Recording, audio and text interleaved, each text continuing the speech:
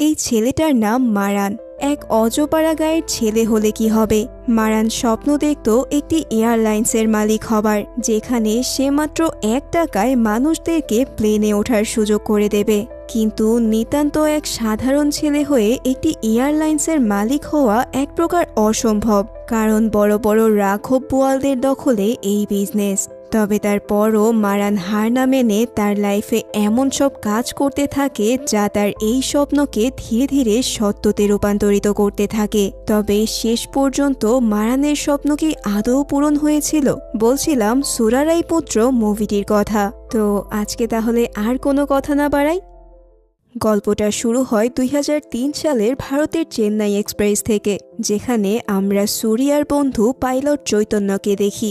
সে ডেক্কান এয়ারলাইন্সের একটা passenger plane নিয়ে চেন্নাই এয়ারপোর্টে ল্যান্ড করার চেষ্টা করছিল, কিন্তু চেন্নাই এয়ারপোর্ট অথরিটি কোনোভাবেই ল্যান্ডিংয়ের অনুমতি দিচ্ছে না। এদিকে প্লেনের ফুয়েলও ফুরিয়ে আসছিল, তাই বেশিক্ষণ এইভাবে আকাশে ওড়া সম্ভব না। কিন্তু ঠিক একইভাবে অনুমতি ছাড়া এয়ারপোর্টেও ল্যান্ড করা সম্ভব নয়। শেষে কোনো উপায়ান্ত না দেখে চৈতন্য এয়ারপোর্টের পাশে থাকা ইন্ডিয়ান এয়ারফোর্সের একটা রানওয়েতে প্লেনকে ল্যান্ড করায়। টাওয়ারের সাথে কোনো প্রকার যোগাযোগ না করেই জোরপূর্বক ল্যান্ড করাতে ল্যান্ডিংয়ের সময় প্লেনটি ভারসাম্য হারিয়ে ফেলে, ফলে দুর্ঘটনার কবলে পড়ে চৈতন্য জ্ঞান হারান। এদিকে প্লেনের ইঞ্জিন থেকে ক্রমাগতই ধোঁয়া বের হতে থাকে। চৈতন্য যখন প্লেনটাকে ল্যান্ড করছিল তখন এয়ারপোর্ট থেকে মারান নামের একটি ছেলে তাকে ডিরেকশন দিয়ে হেল্প করছিল। মারান দ্রুতই বাইক নিয়ে সিকিউরিটির তোয়াক্কা না করেই বিনা অনুমতিতে রানওয়েতে প্রবেশ করে। এখন যেহেতু এটা এয়ারফোর্সের রেস্ট্রিক্টেড এরিয়া, তাই এখানে অনুপ্রবেশ নিষেধ। ফলে প্লেনের কাছে পৌঁছানোর সাথে সাথেই এয়ারফোর্সের লোকজন এসে তাকে গ্রেফতার করে। এরপর আমরা ফ্ল্যাশব্যাকে 6 বছর পিছনে ফিরে যাই, যেখানে আমরা দেখতে পাই ভূমি নামের একটা মেয়ে তার পুরো পরিবার সহ নিজের বিয়ের পাত্র দেখতে যাচ্ছে। আর সেই পাত্র হলো মারান। মারান তখন তার মায়ের সাথে গ্রামে একটা মাটির ঘরে থাকতো, আর তাদের বর্তমান অবস্থা দেখে ভূমির পরিবার বেশ হতাশ হয়। মারান তখন সবার উদ্দেশ্যে বলে, সবার আগেই আমি একটা কথা বলে দিতে চাই, আমি আমার বিষয় সম্পত্তি সবকিছুই বিক্রি করে ফেলেছি। আমার স্বপ্ন আমি একটা এয়ারলাইন্স কোম্পানি চালু করব। সেখানে ইনভেস্ট করার জন্য আমার সব জমানো টাকা প্রায় শেষ। ইতোমধ্যেই সব জায়গা জমিও বিক্রি করে দিয়েছি, তবে এখনও আমার অনেক টাকার লোন প্রয়োজন। এ ব্যাপারে অনেকগুলো ব্যাংকের সাথেও আমি কথা বলেছি, কিন্তু অনেকেই ইতিমধ্যেই আমাকে রিজেক্ট করে দিয়েছে। তবে আজ না হোক কাল টাকা ম্যানেজ করে এয়ারলাইন্স আমি করবই, আর সেটা হলে নিজের ভাগ্য তো বদলাবেই, সাথে সাথে পুরো দেশের এয়ারলাইন্স বিজনেসের মোড় ঘুরে যাবে। সাধারণ খেটে খাওয়া মানুষরাও সহজেই প্লেনে চড়তে পারবে। তখন মারানের এই কথা শুনে ভূমি বলে, আমারও একটা স্বপ্ন আছে, আমি একটা বেকারি খুলতে চাই। সেখানে আমি নিজের বানানো কেক বিক্রি করব, আর সেটার জন্য আমি অলরেডি টাকা জমানো শুরু করে দিয়েছি। আশা করি খুব দ্রুতই আমি নিজের দোকান খুলতে পারবো। ভূমির এই ব্যাপারটা মারানের বেশ পছন্দ হয়। সে রাতে ভূমির পরিবার অতিথি হিসেবে তাদের বাড়িতেই থেকে যায়। রাতে ভূমি মারানের সাথে কথা বলতে বলতে জিজ্ঞেস করে, আচ্ছা, আমি শুনেছি পাশের গ্রামে তোমাদের একটা বাড়ি আছে, তাহলে তুমি এই মাটির ঘরে কেন থাকছো যেখানে ইলেকট্রিসিটি পর্যন্ত নেই? মারান তখন বলে, ইলেকট্রিসিটি কোনো সমস্যা না।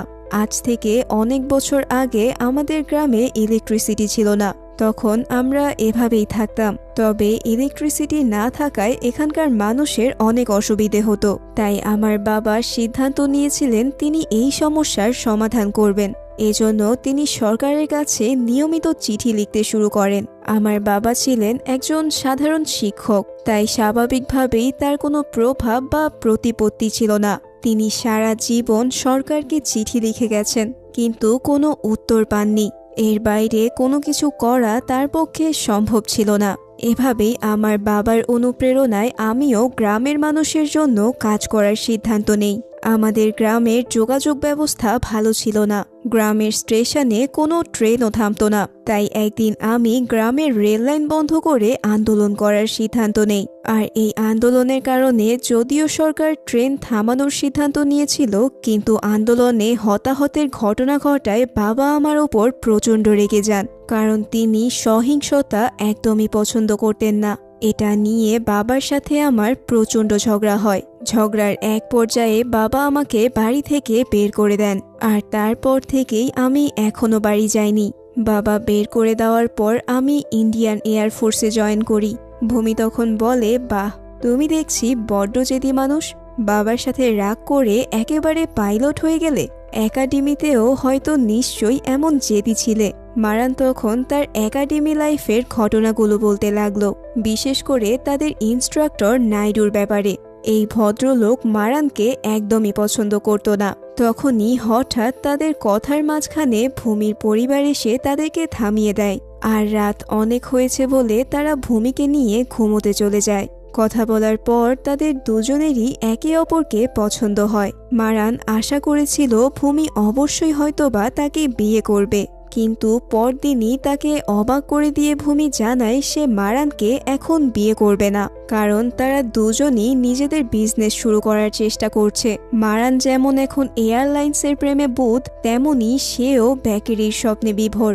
তাই এই মুহূর্তে তাদের সম্পর্কে জড়ানোটা ঠিক সিদ্ধান্ত হবে না। সুতরাং তাদের আগে উচিত হবে নিজেদের বিজনেস দাঁড়া করানো, এরপর যদি সম্ভব হয় তাহলেই বিয়ে। এখন ভূমির এই সিদ্ধান্ত তার পরিবারের পছন্দ হয় না, কিন্তু ভূমি বরাবরই নিজের কথায় অটল। আর মারানেরও এই ভিন্নধর্মী সিদ্ধান্তটা বেশ ভালো লাগে। তাই সে আর কোনো কথা না বাড়িয়ে অপেক্ষা করার সিদ্ধান্ত নেয়। এরপর তারা দুজনেই নিজেদের স্বপ্ন পূরণে ব্যস্ত হয়ে পড়ে। এখানে ভূমি তার বেকারি নিয়ে অনেকটা এগিয়ে গেলেও মারানের যেন কোনো গতি হচ্ছে না। সে আর তার এয়ারফোর্সের দুই বন্ধু মিলে একে ওকে ধারণা দিয়েই যাচ্ছে। একের পর এক ব্যাংক তাদের লোনের আবেদন রিজেক্ট করে দিচ্ছে। উপায়ান্ত না দেখে তারা এক সার্ভিস লোনের জন্য আবেদনের সিদ্ধান্ত নেয়। এটা হচ্ছে এক সময় যারা আর্ম ফোর্সে চাকরি করেছে তাদের জন্য সরকারের বিশেষ লোন সুবিধা। যথারীতি এটার জন্য তারা অ্যাপ্লিকেশন নিয়ে যায়। তবে দুর্ভাগ্যবশত এটার দায়িত্বরত অফিসার ছিলেন নাইডু নামের তাদের সেই ইনস্ট্রাক্টর, যিনি মারানকে একদমই পছন্দ করতেন না। নাইডু বলেন, আমি চাইলেই একটা সই করে তোমাদের কাজটা করে দিতে পারি, কিন্তু আমি তা করব না। আগে থেকেই ইনস্ট্রাক্টরের বিরাগ ভাজন হওয়ায় এখান থেকেও তারা কোনোই সাহায্য পেল না। এখন শেষ চেষ্টা হিসেবে মারান ঠিক করে সে তার আইডল জাজ এয়ারলাইন্সের মালিক পরেশ গোস্বামীর সাথে দেখা করবে। জাজ এয়ারলাইন্স হলো দেশের সবচেয়ে বড় এয়ারলাইন্স কোম্পানি, আর তার মালিক পরেশ গোস্বামী। প্রথম জীবনে প্রচণ্ড দরিদ্র ছিলেন তিনি, কিন্তু নিজের জেদ আর অক্লান্ত পরিশ্রম করে তিনি অবশেষে নিজের ভাগ্য বদলাতে সক্ষম হন। মারান সিদ্ধান্ত নেয় গোস্বামীর সাথে দেখা করে তার বিজনেস পার্টনার হওয়ার চেষ্টা করবে। কিন্তু সমস্যা হলো গোস্বামী সাহেবের অ্যাপয়েন্টমেন্ট পাওয়াটাই কঠিন। তিনি সচরাচর কারোর সাথে দেখা করেন না। অনেক চেষ্টার পরও যখন মারান ওনার সাথে দেখা করতে পারে না, তখন সে ভিন্ন পথ অবলম্বন করে। সে খোঁজ নিয়ে জানতে পারে কিছুদিন পরেই মিস্টার গোস্বামী প্লেনে করে চেন্নাই থেকে মুম্বাই যাবেন।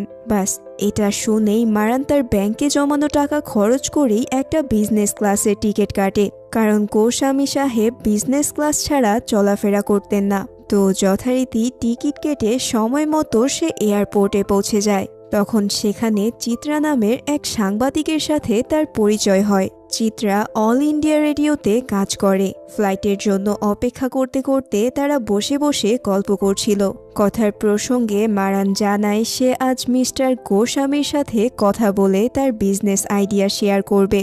এটা শুনেই চিত্রা হাসতে হাসতে বলে, মিস্টার গোস্বামী তোমার বিজনেস পার্টনার হওয়া তো দূরের কথা, তুমি তার কাছে যেতে পারবে বলে আমার মনে হয় না। মারান তখন তাকে তার টিকিট দেখিয়ে বলে, এজন্যই তো এত টাকা খরচ করে বিজনেস ক্লাসের টিকিট কেটেছি, যে কোনো ভাবেই হোক ওনার সাথে আমি কথা বলবই। এরপর তারা প্লেনে উঠে পড়ে। টেক অফের পর মারান সুযোগের অপেক্ষা করতে থাকে। এরপর সুযোগ বুঝে সে মিস্টার গোস্বামীর পাশে বসে নিজের পরিচয় দিয়ে তার সাথে কথা বলতে শুরু করে। সে এয়ারলাইন্স নিয়ে নিজের স্বপ্নের কথা জানায়। সে বলে তার অনুপ্রেরণাতেই সে এয়ারলাইন্স নিয়ে কাজ করতে চাচ্ছে। সে চাচ্ছে এমন একটি এয়ারলাইন্স করতে যেটার টিকিটের খরচ হবে সবার নাগালের মধ্যে। একজন সাধারণ গরিব মানুষও যেন প্লেনে চড়তে পারে, সে সেটার ব্যবস্থা করতে চায়। তার প্ল্যান শুনে মিস্টার গোস্বামী বলে, তোমার প্ল্যানটা সুন্দর কিন্তু প্র্যাকটিক্যাল না। এত কম দামে টিকিট বিক্রি করলে একটা এয়ারলাইন্স কোম্পানি কখনোই লাভের মুখ দেখবে না। উত্তরে তখন মারান বলে, আমার কাছে এমন একটা আইডিয়া আছে যেটার মাধ্যমে কম টাকায় টিকিট বিক্রি করেও লাভ করা সম্ভব। বর্তমানে আমাদের দেশে কোনো ফ্লাইটের টিকিট বুক করতে হলে আমাদেরকে সেটা ট্রাভেল এজেন্সির মাধ্যমে করতে হয়, আর এটার জন্য মিডলম্যান হিসেবে টিকিটের টাকার একটা বড় অংশ তাদেরকে দিয়ে দিতে হয়। আর সে খরচ তুলতেই দেখা যায় এয়ারলাইন্স টিকিটের দাম অনেক বাড়িয়ে রাখছে। সুতরাং আমরা যদি এই ট্রাভেল এজেন্সি বাদ দিয়ে নিজেরাই সরাসরি মানুষদের কাছে টিকিট বিক্রি করতে পারি তাহলেই টিকিটের দাম অনেক কমানো যাবে। তখন মিস্টার গোস্বামী বলেন, কিন্তু ট্রাভেল এজেন্সি ছাড়া মানুষ টিকিট বুক করবে কিভাবে? উত্তরে মারান বলে, পুরো তামিলনাড়ুতে প্রায় 500টারও বেশি পোস্ট অফিস আছে যেখানে ইন্টারনেট কানেকশন আছে। তাছাড়া পুরো ভারতে রিলায়েন্সের 1400রও বেশি পেট্রোল পাম্প আছে যেখানেও ইন্টারনেট কানেকশন আছে। মানুষ সেসব জায়গা থেকেই সরাসরি আমাদের প্লেনের টিকিট বুক করতে পারবে, আর সেটার জন্যই আমরা একটা স্পেশাল সফটওয়্যার তৈরি করব। আমি অলরেডি একটা সফটওয়্যার কোম্পানির সাথে এ ব্যাপারে কথা বলেছি। তখন মিস্টার গোস্বামী বলেন, তোমার আইডিয়াটা ভালো, আমি চাইলেই তোমাকে হেল্প করতে পারি, কিন্তু আমি করব না, কারণ যারা আমার প্লেনে চড়ে তারা এই সমাজের উঁচু শ্রেণীর মানুষ। আমি চাই না তারা সমাজের নিচু শ্রেণীর মানুষদের সাথে একই সাথে চলাফেরা করুক। নিচু শ্রেণীর মানুষের প্লেনে চড়ার কোনো অধিকারই নেই। গোস্বামী সাহেবের এমন কথা শুনে মারান অবাক হয়ে যায়। সে এক পর্যায়ে তার সাথে তর্ক করা শুরু করে। তখন গোস্বামী সাহেবের লোকজন এসে তাকে সেখান থেকে ইকোনমি ক্লাসে চলে যেতে বলে, কিন্তু মারান বলে, আমি এই বিজনেস ক্লাসের জন্য পুরো টাকা দিয়েছি, তাই আমি বাকি পথ এখানে বসেই যাব। কিন্তু সেই এয়ারলাইন্সের মালিক যেহেতু মিস্টার গোস্বামী, তাই তিনি নিজের ক্ষমতার বলে প্লেনটাকে মুম্বাইয়ের বদলে আবারও চেন্নাইয়ে ফিরিয়ে আনে, আর এয়ারপোর্টে মারানকে তারা প্লেন থেকে বের করে দেয়। নিজের আইডলের কাছে এভাবে অপদস্থ হয়ে মারান খুবই হতাশ হয়ে ফিরে যাচ্ছিল। তখনই এয়ারপোর্টে তার সাথে দেখা হয় প্রকাশ নামের এক ভদ্রলোকের। ইনি ছিলেন ভ্যান্টিওর ক্যাপিটাল নামের একটি বড় কোম্পানির মালিক। তিনি মারানকে বলেন, একটু আগে তুমি মিস্টার গোস্বামীকে যখন নিজের আইডিয়া শেয়ার করছিলে তখন আমি পাশে বসে সব শুনছিলাম। তোমার আইডিয়া আমার পছন্দ হয়েছে, আমি এইটা নিয়ে তোমার সাথে বিস্তারিত কথা বলতে আগ্রহী। তারপর তারা একটি রেস্টুরেন্টে গিয়ে কথা বলতে শুরু করে। মারান বলে, আমরা যদি এয়ারলাইন্স থেকে অতিরিক্ত শৌখিন জিনিস বাদ দিয়ে শুধুমাত্র প্রয়োজনীয় জিনিস রাখি তাহলেই আমরা টিকিটের দাম কিছুটা কমাতে পারবো। ধরুন আমরা অল্প ক্রু নিয়ে কাজ করব, যাতে ওজন কমিয়ে বাড়তি মানুষ নেওয়া যায়। তাছাড়া এতে খরচ আরও কমবে। এভাবে কয়েকটা সেক্টরে যদি খরচ কমানো যায় তাহলেই আমরা টিকিটের দাম অনেক কমাতে পারবো। অন্যান্য কোম্পানি যেখানে প্লেন প্রতিদিনের 2টো করে ট্রিপ করে সেখানে আমরা প্রতিটা প্লেনকে দিয়ে 6টা করে ট্রিপ করাবো, আর এর জন্য 3 শিফটে লোক রাখবো আমরা। সুতরাং এতে আমরা দিনে 18 ঘন্টা কাজ করতে পারবো। এভাবেই লসের কোনো চান্সই থাকবে না। তার সাথে কথা বলে প্রকাশ সাহেবের সব সন্দেহ দূর হয়ে যায়। তিনি তার সাথে কাজ করতে রাজি হয়ে যান। তিনি বলেন পরের মাসেই তার কোম্পানির সাথে মারানের একটা মিটিংয়ের ব্যবস্থা করবেন তিনি, এবং সেখানে তার বিজনেস মডেলটি পারফেক্টভাবে প্রেজেন্ট করতে হবে। প্রেজেন্টেশনটি যদি বোর্ডের বাকি মেম্বারদের সন্তুষ্ট করতে পারে তাহলেই সে কোম্পানি থেকে লোন পেয়ে যাবে। এটা শুনেই মারান যেন স্বস্তি ফিরে পায়। সে দ্রুত তার দুই বন্ধু এবং পার্টনার চৈতন্য আর স্যাভিকে সকল কিছু জানায়। এবার মোটামুটি নিশ্চিত যে সে লোন পেতে যাচ্ছে, তার এতগুলো দিনের স্বপ্ন যেন পূরণ হতে চলেছে। এটা ভেবেই সে খুবই হ্যাপি ছিল। এরই মাঝে একদিন তার মা তার বিয়ে নিয়ে আবার কথা বলতে শুরু করে আর তার জন্য মেয়ে খুঁজতে লাগে। কিন্তু মারানের মন পড়ে আছে অন্যদিকে। সে ভূমিকেই পছন্দ করে। তাই একদিন সে ভূমির সাথে দেখা করতে চলে যায়। ভূমি শেষ পর্যন্ত বেকারি খুলতে পেরেছিল কিনা সেটাই জানা মূলত তার আসল উদ্দেশ্য। অতঃপর গিয়ে দেখে বেকারি না হলেও ভূমি তার জমানো টাকা দিয়ে একটা ছোটখাটো কেকের দোকান দিয়েছে। মারান তাকে এবার বিয়ের প্রপোজাল দেয়। ভূমিরও তাকে পছন্দ হয়েছিল, আর এখন যেহেতু তার বিজনেস একটা ট্র্যাকে আছে তাই সে রাজি হয়ে যায়। এভাবেই কিছুদিনের মধ্যেই তাদের বিয়ে হয়ে যায়। এরপর তারা একসাথে সংসার আর বিজনেস সামলাতে থাকে। এরই মাঝে প্রকাশ তার কোম্পানির সাথে মিটিংয়ের জন্য মারানকে আমন্ত্রণ জানায়। সেখানে সে সব বোর্ড মেম্বারদেরকে নিজের বিজনেস মডেল প্রেজেন্ট করে। সে বলে, আমরা কোনো প্লেন কিনবো না, আমরা সব ভাড়ায় নিব। প্যান এম নামের একটা কোম্পানি আমাদেরকে অনেক কম দামে প্লেন ভাড়া দিতে রাজি হয়েছে। অতঃপর মিটিং শেষে প্রত্যেকটা বোর্ড মেম্বার তার প্ল্যানে রাজি হয়ে যায়। তখন প্রকাশ সাহেব তাকে বলেন, সবাই তো রাজি হয়েছে, তবে সব প্রসেস পার করে কোম্পানি থেকে লোন পেতে তোমার আরও 6 মাস লেগে যাবে। ততদিনে যদি প্যান এম কোম্পানি তাদের প্লেনের ভাড়া বাড়িয়ে দেয় বা অন্য কোনো কোম্পানি সেগুলো ভাড়া করে ফেলে, তাহলে তোমার পুরো প্ল্যান ভেস্তে যাবে। তাই যদি এই মুহূর্তে তোমার কাছে কোনো টাকা থাকে তাহলে এখনই প্যান এম কোম্পানির প্লেনগুলো বুকিং করে রাখো আর মালয়েশিয়ায় পাঠিয়ে সেগুলো রং করা শুরু করে দাও। এর মাঝেই যখন আমাদের কোম্পানি তোমাকে টাকা দিয়ে দেবে তখন তুমি অনুমতি নিয়ে প্লেনগুলো ভারতে নিয়ে আসতে পারবে। এখন এইটা শুনে মারান বেশ চিন্তায় পড়ে যায়, কারণ প্লেনগুলো আনতে কমপক্ষে হলেও 47 লাখ টাকা প্রয়োজন। এখন এই মুহূর্তে এত টাকা ম্যানেজ করা তার পক্ষে সত্যিই অনেক বেশি কঠিন। তবে এই মুহূর্তে তার কাছে কোনো পথও খোলা নেই। তাই শেষ পর্যন্ত সে নিজের বাসা বাড়ি বন্ধক রেখে একজনের কাছ থেকে 47 লাখ টাকা লোন নেয়। এরপর প্রকাশ সাহেবের কথা অনুযায়ী সেগুলোকে মালয়েশিয়ায় পাঠিয়ে দেয় কোম্পানির রং করতে।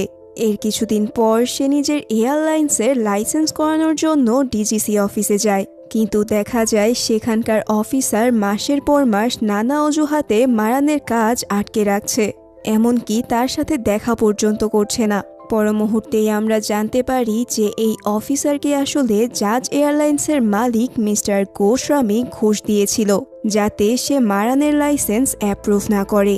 এখন কয়েক মাস এভাবে কাটার পর মারান বুঝে যায় যে অফিসার তাকে কোনো সাহায্য করবে না।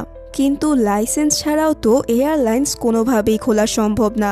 এসব নিয়েই ভাবতে ভাবতে সে খুবই হতাশ হয়ে একটা স্টেশনে বসেছিল। হঠাৎ তার খেয়াল যায় পাশের দোকানে রেডিওতে বাজতে থাকা নিউজের দিকে। নিউজে সে শুনতে পায় কিছুদিন পর অল ইন্ডিয়া রেডিওর সাংবাদিক চিত্রা রাষ্ট্রপতির সাক্ষাৎকার নিবে। তার মনে পড়ে যায় চিত্রার সাথে তার একবার এয়ারপোর্টে দেখা হয়েছিল। এবার সে ঠিক করে চিত্রার সাথেই যোগাযোগ করবে, আর তার মাধ্যমে যদি রাষ্ট্রপতির সাথে কোনোভাবে যোগাযোগ করা যায় তাহলেই তার লাইসেন্স কেউ আটকাতে পারবে না। অতঃপর চিত্রার সাথে যোগাযোগ করলে সে তাকে সাহায্য করতে রাজি হয়। চিত্রা তাকে নকল সাংবাদিক সাজিয়ে রাষ্ট্রপতির ভবনে নিয়ে যায়। অতঃপর রাষ্ট্রপতির সাথে দেখা হলে সে শুরু থেকে তার জীবনের সবকিছু খুলে বলে। সাধারণ মানুষের জন্য এয়ারলাইন্স করার কারণ বলতে গিয়ে সে বলে, সে যখন এয়ারফোর্সে ছিল তখন একদিন বাড়ি থেকে তার মা ফোন করে জানায় তার বাবা খুবই অসুস্থ, তিনি বোধহয় আর বাঁচবেন না। তাই মারানকে তিনি তাড়াতাড়ি বাড়ি ফিরতে বলেন। মায়ের ফোন পেয়ে সে এক মুহূর্ত দেরি না করে দ্রুত বন্ধুদের কাছ থেকে কিছু টাকা ধার নিয়ে রওনা হয় বাড়ির উদ্দেশ্যে। একাডেমি থেকে তার বাড়ি অনেক দূরে ছিল, তাই দ্রুত পৌঁছাতে হলে তাকে প্লেনে করে যেতে হবে। যথারীতি সে এয়ারপোর্টে গিয়ে টিকিট কাটতে যায়, কিন্তু রিসিপশনিস্ট তাকে জানায় যে ইকোনমি ক্লাসের সব টিকিট ইতিমধ্যেই শেষ হয়ে গেছে, শুধুমাত্র বিজনেস ক্লাসের টিকিট বাকি আছে। কিন্তু মারানের কাছে তখন বিজনেস ক্লাসের টিকিট কেনার মতো কোনোই টাকা ছিল না। এদিকে প্লেন কিছুক্ষণের মধ্যেই ছেড়ে দিবে, আর আগামী 2 দিন সেখান থেকে চেন্নাইয়ের কোনো ফ্লাইট নেই। এমত অবস্থায় সে উপায়ান্তর না দেখে আশেপাশের লোকজনের থেকে সাহায্য চাইতে শুরু করে, কিন্তু কেউ তাকে সাহায্য করে না। সে সবাইকে বলতে থাকে সে কোনো ভিক্ষুক না, সে এয়ারলাইন্সের একজন পাইলট। তার বাবাকে শেষবার দেখার জন্য তাকে যেভাবেই হোক দ্রুত বাড়ি যেতে হবে। বেচারা তখন অসহায়ের মতো নিজের এয়ারফোর্সের ড্রেস আর আইডি বের করেও সবাইকে দেখাতে থাকে, কিন্তু তারপরেও কেউ তাকে সাহায্য করতে এগিয়ে আসে না। উল্টো যাত্রীদের বিরক্ত করার জন্য সিকিউরিটি এসে তাকে ধাক্কা দিয়ে এয়ারপোর্ট থেকে বের করে দেয়। এরপর সে পুরো রাস্তা ট্রেন, বাইক এসবে করে যত দ্রুত সম্ভব বাড়ি ফেরার চেষ্টা করে, কিন্তু স্বাভাবিকভাবেই এভাবে বাড়ি ফিরতে ফিরতে তার অনেক দেরি হয়ে যায়। সে বাড়ি পৌঁছাবার একদিন আগেই তার বাবা মারা যায়। বেচারা শেষবারের মতো নিজের বাবাকে একটিবার না দেখতে পারার শোকে কান্নায় ভেঙে পড়ে। তার মা কাঁদতে কাঁদতে বলে, তুমি আসতে অনেক দেরি করে ফেলেছ, তোমার বাবা মৃত্যুর শেষ মুহূর্ত পর্যন্ত তোমারই অপেক্ষায় ছিল। এসব শুনে মারান আরও কান্নায় ভেঙে পড়ে। সে মনে মনে ভাবতে থাকে, আজ যদি সে বেশি টাকা খরচ করে বিজনেস ক্লাসে আসতে পারত, কিংবা বিজনেস ক্লাসের টিকিটের দাম যদি আরও কম হতো, তাহলে সে বাবার সাথে অন্তত শেষ দেখাটা করতে পারত। আর এই ভাবনা থেকেই তার মাথায় আসে সাধারণ মানুষের জন্য এয়ারলাইন্সের ধারণা, যেখানে মানুষ কম টাকায় সহজেই প্লেনে চড়তে পারবে। মারানের এই সকল কথা শুনে তৎকালীন রাষ্ট্রপতি ডক্টর এপিজে আবুল কালাম তাকে সাহায্য করার আশ্বাস দেন। তিনি নিজেই সেই ডিজিপিকে চিঠি পাঠান যেন মারানের লাইসেন্স অ্যাপ্রুভ করা হয়। রাষ্ট্রপতির চিঠি পেয়ে তারা দ্রুতই মারানকে তার এয়ারলাইন্সের লাইসেন্স দিয়ে দেয়। লাইসেন্স পেয়ে ভূমি, তার মা, একাডেমির বন্ধুরা সবাই অনেক খুশি হয়। তারা সবাই মিলে দিনটাকে সেলিব্রেট করে। তবে এর কিছুদিন পরই আবার নতুন সমস্যা দেখা দেয়। ডিজিসি অফিস থেকে তাকে জানানো হয় নতুন একটা নিয়ম করা হয়েছে, যেখানে এখন থেকে ভারতের সব নতুন এয়ারলাইন্সকে ডিজিসির কাছে তাদের প্লেনের ব্লুপ্রিন্ট জমা দিতে হবে। এখন যেহেতু মারানরা প্যান এম কোম্পানির প্লেন ভাড়া নিয়েছিল, তাই এখানে প্যান এমকেই ব্লুপ্রিন্ট সাবমিট করতে হবে। আসলে গোস্বামী ডিজিপি অফিসারদের ঘুষ দিয়ে এই কাজটা করিয়েছিল, কারণ তিনি জানতেন কোনো কোম্পানি তৃতীয় কোনো পক্ষের কাছে নিজেদের প্লেনের ব্লুপ্রিন্ট শেয়ার করে না। তাই এই নিয়মের কারণে কেউ যদি অন্য কোম্পানি থেকে প্লেন ভাড়া করে থাকে, সে প্লেন ব্লুপ্রিন্টের অভাবে অনুমোদন পাবে না। এখন এই ঘটনার পর প্যান এম কোম্পানি মারানদের সাথে তাদের সব চুক্তি বাতিল করতে বাধ্য হয়, আর ডিল ক্যান্সেলের কারণে ক্ষতিপূরণ হিসেবে মারানকে তারা 50 লক্ষ টাকা জরিমানা করে। এটা শুনেই মারানের মাথায় যেন আকাশ ভেঙে পড়ে। এত টাকা সে কোথায় পাবে?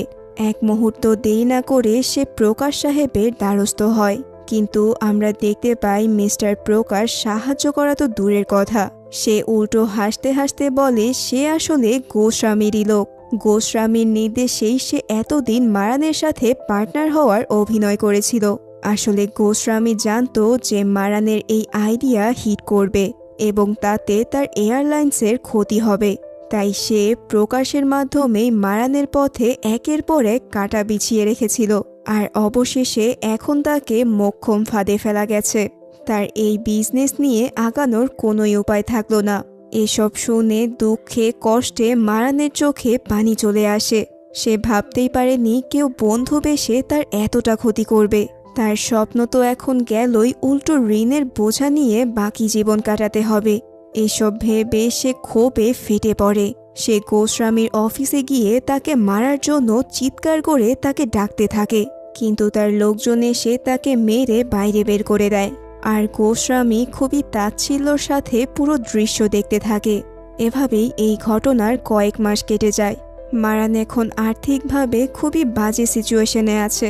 স্ত্রীর বেকারির আয়েই সংসার চলছে, সে অন্য কোনো কাজ করতেও রাজি না। কিন্তু এয়ারলাইন্স বিজনেস নিয়ে আগানোর কোনো সম্ভাবনাও সে দেখছে না।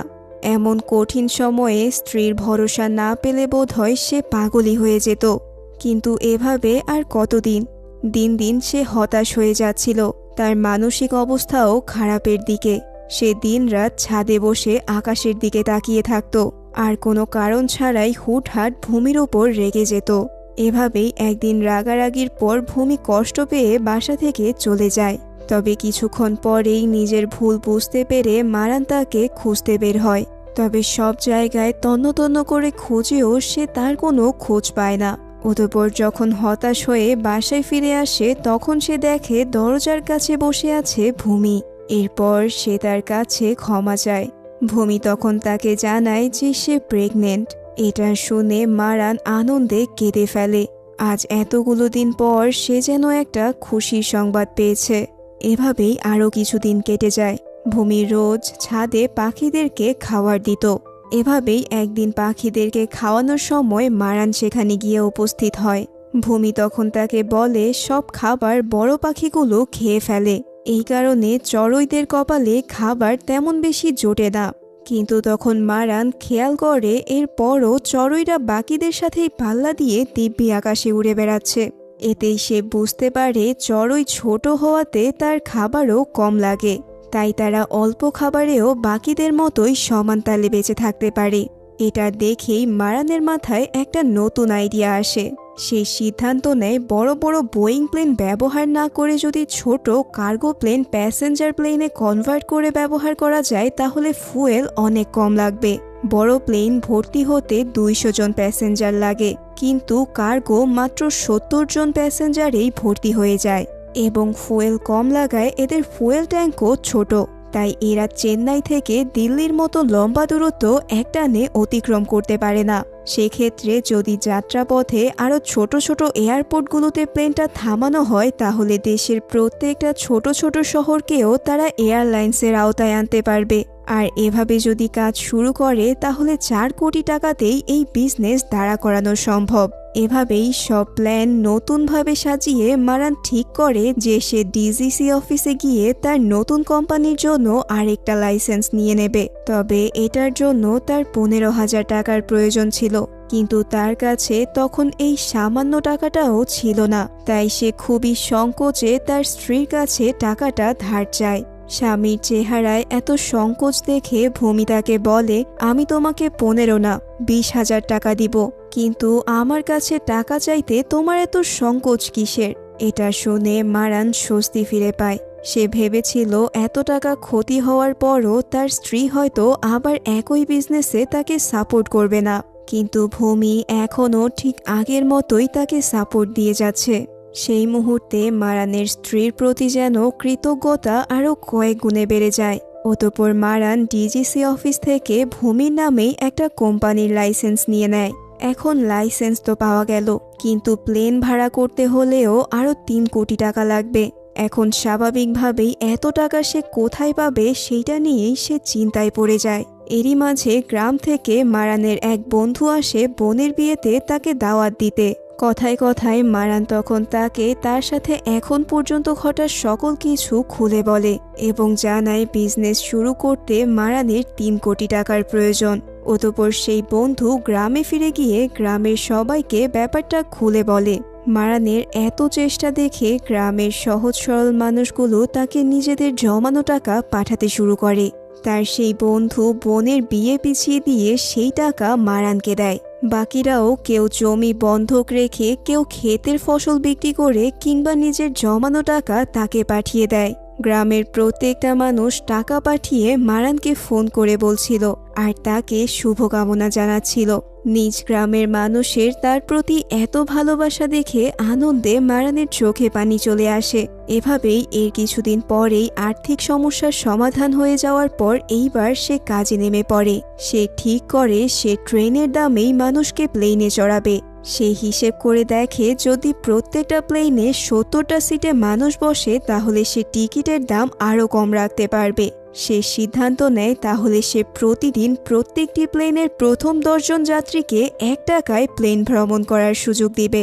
এরপর সে এয়ারপোর্টগুলোর সাথে যোগাযোগ শুরু করে তার প্লেন নামানোর ব্যাপারে, কিন্তু সেখান থেকে সে তেমন সহায়তা পাচ্ছিল না, কারণ তাদেরকেও গোস্বামী টাকা দিয়ে হাত করে রেখেছিল।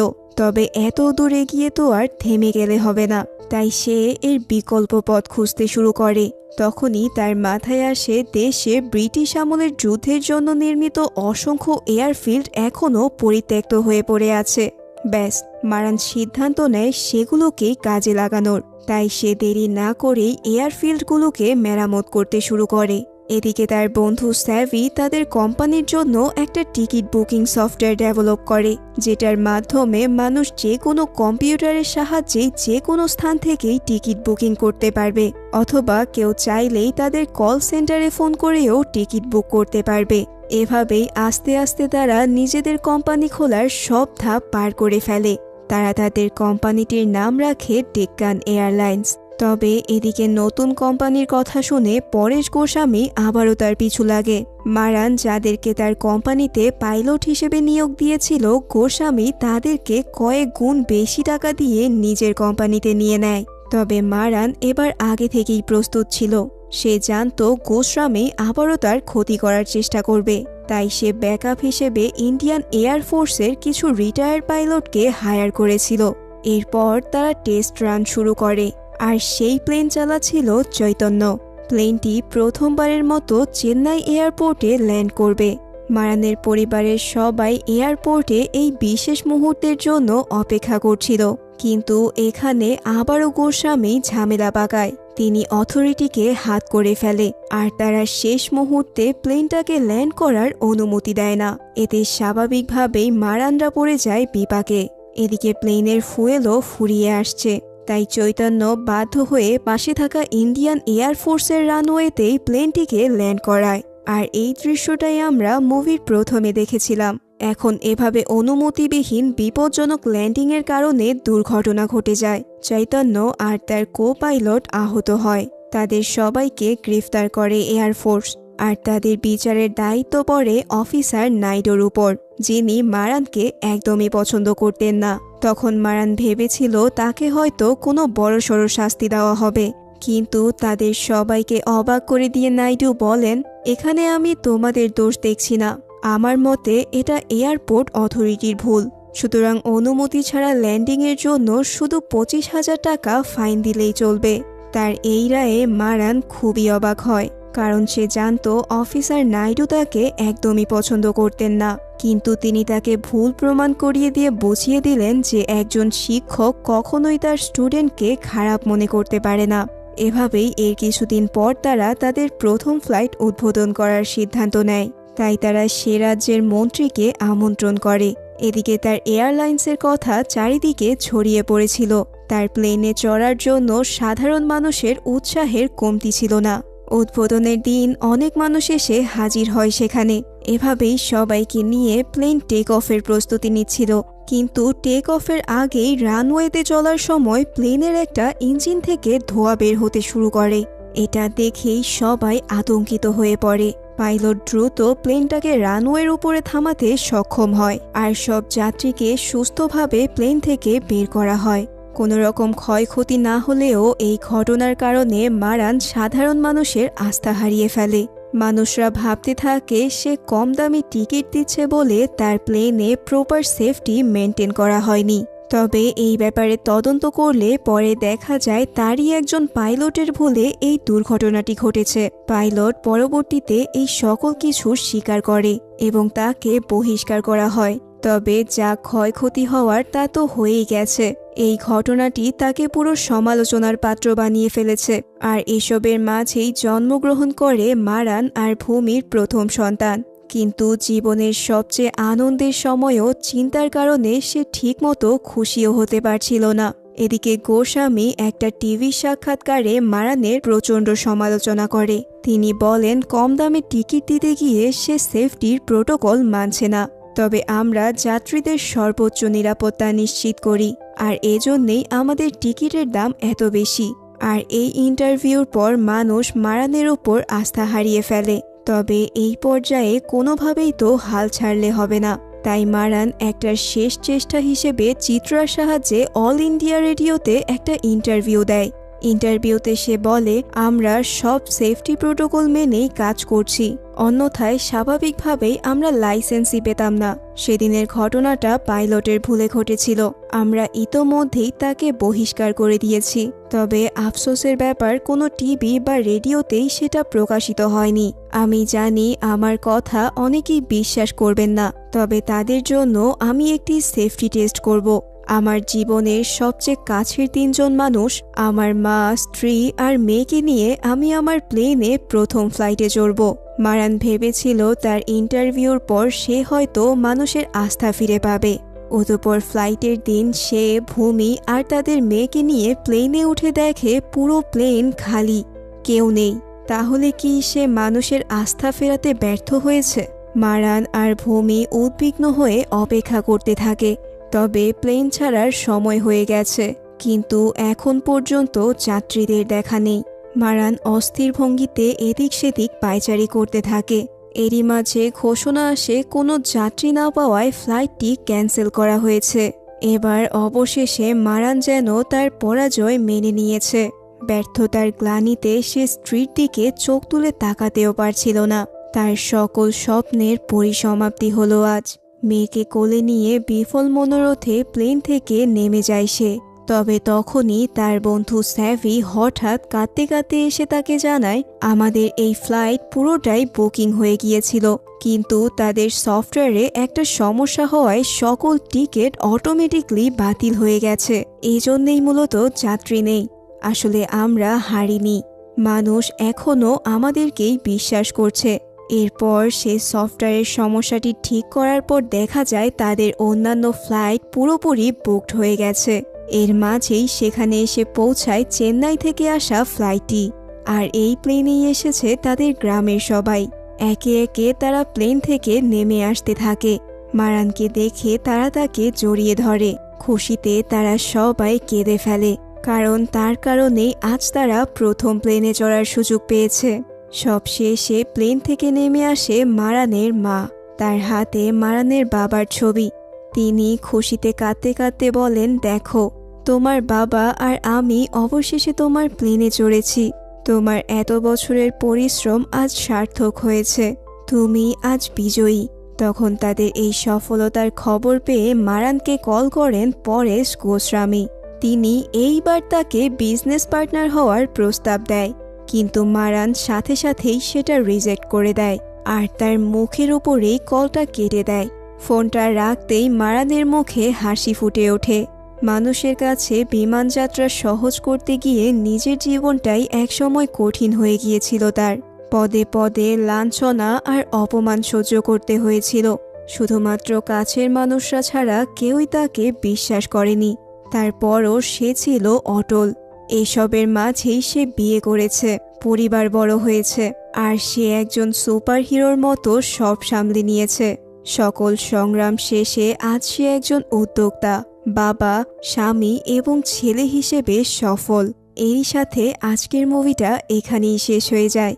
তো ভিডিওটি যদি এই পর্যন্ত দেখছেন তাহলে আশা করছি আপনার এটি ভালো লেগেছে। সুতরাং আমার একান্ত অনুরোধ থাকবে ভিডিওটিতে একটি লাইক এবং চ্যানেলটিতে অবশ্যই সাবস্ক্রাইব করার। তাহলে আজকের ভিডিওটি এই পর্যন্তই। আশা করছি খুব শীঘ্রই দেখা হবে নতুন কোনো ভিডিওতে। ধন্যবাদ সবাইকে।